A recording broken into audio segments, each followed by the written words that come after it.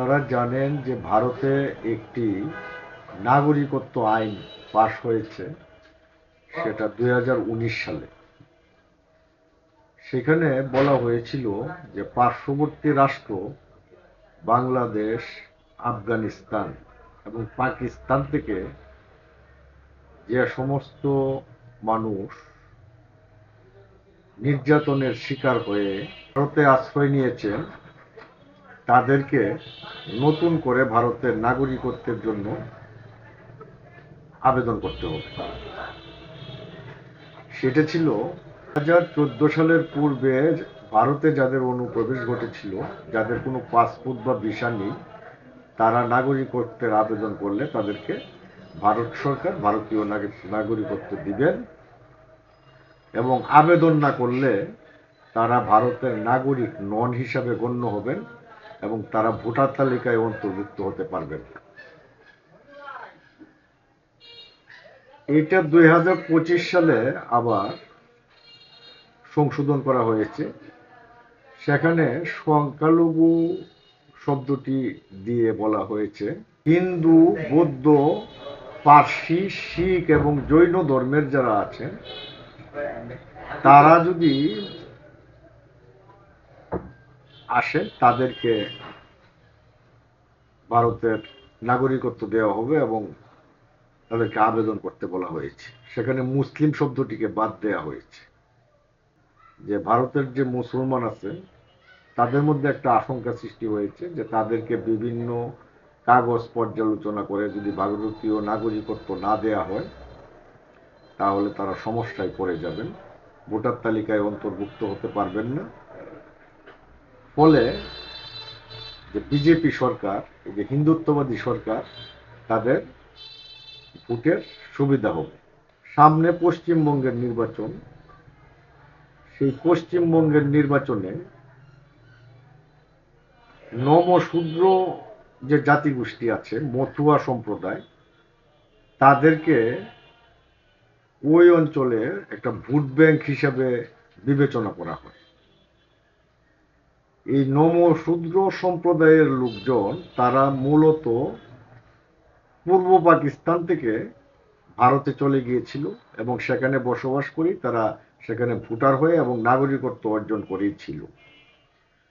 তাদের নাগরিকত্ব স্থগিত করে তাদেরকে পুনরায় আবেদন করতে বলা হয়েছে এই আইনের অধীনে। আপনারা খেয়াল করবেন যে 2021 সালে ভারতের প্রধানমন্ত্রী নরেন্দ্র মোদী এসেছিলেন বাংলাদেশে। নরেন্দ্র মোদী যখন বাংলাদেশে আসেন, তখন তিনি ফরিদপুরের ওয়ারাকান্দি নামক একটি জায়গাতে হরিচাঁদ ঠাকুরের যে আশ্রম আছে, সেইখানে তিনি গিয়েছিলেন। এর উদ্দেশ্য ছিল যে ওই যে ভোট ব্যাংক, সেই ভোট ব্যাংককে নিজের পক্ষে আনয়ন করা। অর্থাৎ এই যে মতুয়া সম্প্রদায়ের যে ধর্মীয় গুরু, সেই ধর্মীয় গুরুই হচ্ছেন এই হরিচাঁদ ঠাকুর এবং তার পুত্র।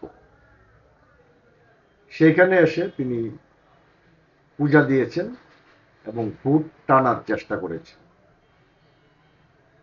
এবছর নির্বাচনের পূর্বেই তিনি ঘোষণা করেছেন, সংশোধিত আইন করেছেন, নাগরিকত্ব আইন অর্থাৎ সিএএ।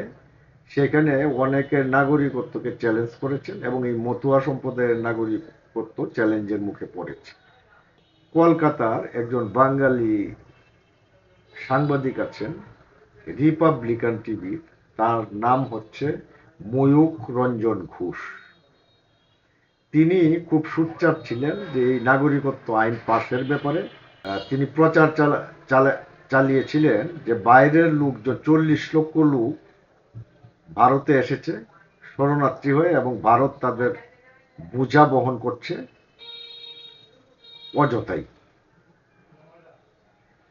ফলে ভারত রাষ্ট্রের খুব ক্ষতি হচ্ছে এবং এই ময়ূখ রঞ্জন তিনি বিজেপির একজন পালিত পুত্র হিসাবেই বলা যেতে পারে এবং হিন্দুত্ববাদী বিজেপি সরকারের কট্টর সমর্থক হচ্ছেন এই ময়ূখ রঞ্জন এবং তার টিভি, যে রিপাবলিকান টিভি। ভাগ্যের কি নির্মম পরিহাস, সেই ময়ূক রঞ্জনকেই এই আইনের অধীনে ডাকা হয়েছে সিএ। অর্থাৎ ময়ূক রঞ্জনের যে দাদা, তিনি এক সময় ছিলেন পূর্ব পূর্ব পাকিস্তানে বা পূর্ববঙ্গে। সেখান থেকে তিনি মাইগ্রেট করে কলকাতায় গিয়েছিলেন এবং সেই প্রেক্ষিতে তার যে বিষয়টাও প্রশ্নের মুখে, তার নাগরিকত্বের বিষয়টাও প্রশ্নের মুখে পড়েছে। যদিও এই ময়ূক রঞ্জনের জন্ম কলকাতাতেই। প্রসঙ্গটি আনার উদ্দেশ্য হচ্ছে, আমি এই নাগরিকত্ব বিরোধী না। আমি সবসময় চিন্তা করি যে যে যেখানেই জন্মগ্রহণ করবে সেখানেই সে তার নাগরিকত্ব অর্জন করবে, অথবা একজন মানুষ সে পৃথিবীর যে কোনো প্রান্তে বসবাস করার ইচ্ছা প্রকাশ করতে পারে, সেখানকারই নাগরিক হয়ে যেতে পারে। এতে বিধিনিষেধ বা কঠোরতার কিছু নেই। কিন্তু ময়ূক রঞ্জনের এই যে ঘটনাটি, এটি আসলে হাস্যরসের উপদ্রব হয়েছে আমাদের কাছে। তিনি পূর্ববঙ্গের মানুষের প্রতি এতটাই প্রতিক্রিয়াশীল কথাবার্তা বলেন এবং তার কথার উপর ভিত্তি করে যে যে সমস্ত বাঙালি পূর্ববঙ্গ থেকে পশ্চিমবঙ্গে গিয়েছেন তারা অনেকেই হুমকির মুখে পড়ে গেছেন। এমনকি ওইখানে জন্মগ্রহণ করার পরেও সেখানকার লোকদেরও পরিচয় দিয়ে দিয়ে এই সিএ এর মুখোমুখি হতে হচ্ছে এবং তাদেরকে নোটিশ করা হচ্ছে। এবং সেই গ্যারাকলে আজকে যে ময়ূক রঞ্জন পড়ে গেছেন, সেটা খুব ভাল লাগছে। এটা নিয়ে প্রশ্ন তুলেছেন মানিক ফকির নামে একজন কলকাতার বাঙালি লেখক। ফকির হচ্ছেন নাগরিকত্বকে সহজ করার পক্ষে। যেহেতু ময়ূক রঞ্জন নাগরিকত্বকে সহজ করার পক্ষে নন, সম্পূর্ণ বিপক্ষে, সেহেতু তিনি প্রথমে বিভিন্ন বক্তব্যের মাধ্যমে ময়ূক রঞ্জনের বিষয়টি সামনে এনেছেন। ময়ূক রঞ্জনের পূর্বপুরুষগণ ছিলেন মূলত আমাদের এই যে পূর্ববঙ্গের অর্থাৎ পূর্ব ময়মনসিংহের লোক। অনেকেই আমাকে বলেছেন যে তার বাড়ি ছিল খালিয়াজুড়ির ভাটি অঞ্চলে কোনো একটা ঘোষ পরিবারে।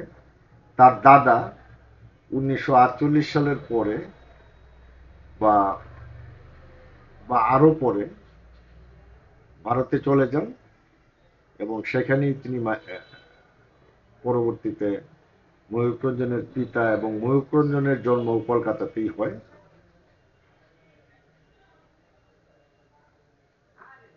তো একটি সূত্র মতে আমরা দেখতে পেলাম যে ময়ূক রঞ্জনের যে দাদার বাড়ি সেটা ছিল কালিয়াজুড়ির মধুয়াকালী নামক জায়গা। আমি অনেক খোঁজাখুঁজি করে কালিয়াজুড়িতে মধুয়াকালী নামক কোনো জায়গা পাই নাই। তবে কালিয়াজুড়ির নিকটবর্তী, মদনের কাছ নিকটবর্তী আটপাড়া উপজেলায় মধুয়াখালী নামে একটি গ্রাম আমি পেয়েছি। তাদের বসবাস সেখানেও হতে পারে, সেটা আসলে বিশ্লেষণের বিষয়। আপনাদেরকে মানিক ফকিরের যে কথাবার্তা সেগুলি আমরা একটু শুনব। ময়ূক রঞ্জনকে আমরা দেখছি এই লাইনে দাঁড়িয়ে থাকতে, ব্যাপারটা কি বলুন তো? ময়ূক রঞ্জন খুব চালাকি করছিল এবং বাংলাদেশি রোহিঙ্গা করে বাংলাটাকে বন্ধ করে দিল, বাঙালি জাতিকে ধ্বংস করে দেওয়ার চেষ্টা করলো। ওকেও তো লাইনে দাঁড়াতে হলো। লাইনটা বড় কথা না, বড় কথা হচ্ছে ও বোকামি করে একটা ডকুমেন্ট দিয়ে ফেলেছে। কি ডকুমেন্ট একটু দেখান। ও যে নাগরিকত্ব বলে যে ডকুমেন্টটা দিয়ে ফেলেছে, হ্যাঁ হ্যাঁ, সেটা দেখুন, আমি দেখাচ্ছি। এই যে দিয়েছে একটা এফিডেভিটটা হচ্ছে সেলফ ডিক্লারেশন। ময়ূকের দাদু বলেছে যে আমি 1948 সালের 19 জুলাইয়ের আগে এসেছি। এই বলার কোনো সম্পর্ক নেই, কিন্তু এফিডেভিটের সই আছে কত 1961 সালে। আমরা কিন্তু বিজেপি যে বলে হিন্দু হলে ভয় নেই, তাহলে ময়ূকের হয়তো ভয় নেই। ওটা হাস্যকর কাকাবাবু, ওটা হাস্যকর। আর একটা জিনিস দেখায়, আসল গল্পটা কি তাহলে? আসল গল্পটা হলো অবৈধ অনুপ্রবেশকারী, এবং সে এই যে বাংলাটা ধ্বংস করে দিচ্ছে, বাঙালিদের ধ্বংস হচ্ছে, এটার বেশিটাই হচ্ছে অবৈধ অনুপ্রবেশকারী যারা, তারাই কিন্তু হিন্দু মুসলমান বিভাজন করে শেষ করলো। এপারের বাঙালিরা কিন্তু কম, এবার ওপার থেকে যারা এসছে তাদের মধ্যে প্রচুর ভালো মানুষ আছে। আবার ভালো মানুষ যেমন আছে, তা ময়ূক রঞ্জনের মতন বদমাইশ আছে তো, চরম বদমাইশ মানুষ, যারা বাংলাটাকে ধ্বংস করে দিল। এবারে বিজেপি কুত্তা হয়ে গিয়ে এরা আস্তে আস্তে আমাদের বাঙালি জাতিকে ধ্বংসের দিকে ঠেলে দিল, নিজে অবৈধ অনুপ্রবেশকারী হয়ে আজকে কিভাবে মানুষকে ঠকালো। ওরা তো বলছে যে ওর দিক থেকে ধর্ম বাঁচানোর জন্য, ধর্মীয় অত্যাচারের কারণে যে গল্প শুভেন্দু অধিকারীও বলে, এক কাপড়ে চলে এসছে তার মা, তো সেভাবেই হয়তো এসছে।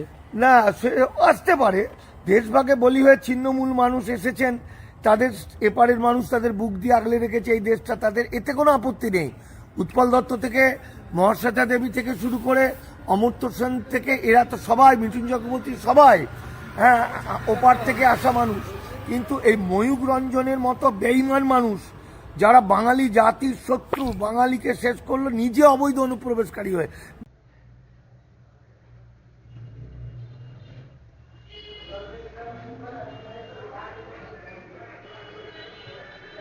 সার্বিক কথা বললে এবং সার্বিক দিক বিবেচনা করলে ময়ূক রঞ্জন হচ্ছে সেই ব্যক্তি যে হচ্ছে একজন আত্মঘাতী বাঙালি, অর্থাৎ তার কণ্ঠে সোচ্চার হয়ে তিনি লক্ষ লক্ষ মানুষকে নাগরিকত্বের হুমকির মুখে ঠেলে দিয়েছেন।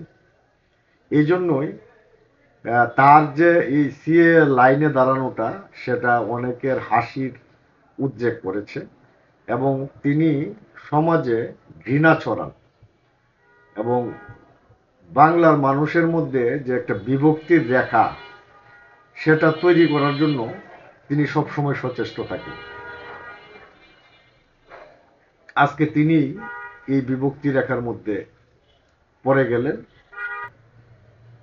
1947 সালে ব্রিটিশ, মুসলিম লীগ এবং ভারতীয় কংগ্রেসের চক্রান্তে এই বাংলাকে আসলে দুই ভাগ করা হয়েছে। এই দুই বাংলা মূলত তো একই। সেই পশ্চিমবঙ্গে যারা থাকেন তারাও আমাদের লোক, বা আমরাও তাদের লোক। এবং এই যে বাংলাকে ভাগ করা হয়েছে, এটা আসলে খুব সুচিন্তিত কোনো সিদ্ধান্ত নয়, এবং এই দুই বাংলাকে ভাগ করার ভিতর দিয়ে একটি জাতিগত ভেদাভেদ সৃষ্টি করা হয়েছে, এবং একটি বাংলা আজকে স্বাধীন হয়েছে, আর একটি বাংলা এখনো পর্যন্ত দিল্লির আধিপত্যের কাছে নতি স্বীকার করে আছে। এই বিষয়টি ময়ূক রঞ্জনরা যত দ্রুত বুঝবেন, ততই বাংলাভাষী জনগোষ্ঠীর জন্য মঙ্গল হবে।